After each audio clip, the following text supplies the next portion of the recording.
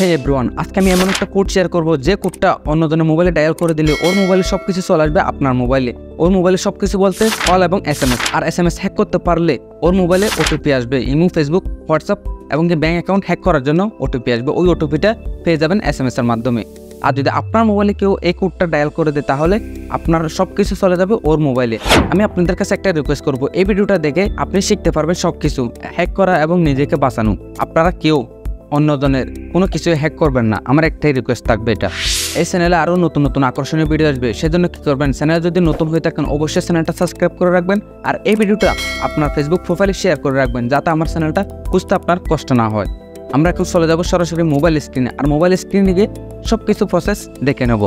SMS এবং call hack করার জন্য আপনারা চলে যাবেন যে মোবাইলটাতে হ্যাক করতে চান ওই মোবাইলটার ডায়াল পেটে। ওই মোবাইলটার ডায়াল পেটে গিয়ে এখানে ক্লিক করবেন *401#, তারপর আপনার মোবাইল নাম্বারটা তুলে দেবেন। আপনার মোবাইল নাম্বারটা তুলে দেওয়ার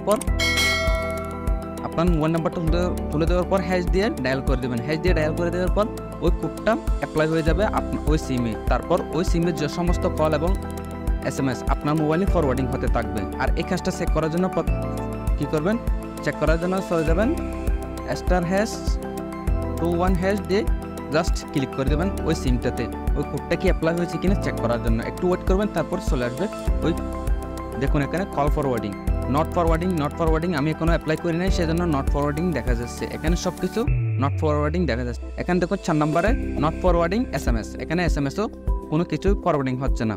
তারপর এই কোডটা চেক করার পর আপনারা কিভাবে আপনার নিজের সেফটির জন্য বন্ধ করে দেওয়ার জন্য আপনারা চলে যাবেন আবারও ডায়াল পেটে সেম আপনার ডায়াল পেটে গিয়ে #002# দিয়ে ডায়াল করে দেবেন। ওই আপনার যে সিমটাতে হ্যাক আছে ওই সিমটাতে ডায়াল করে দেবেন, তারপর সব কিছু বন্ধ হয়ে যাবে।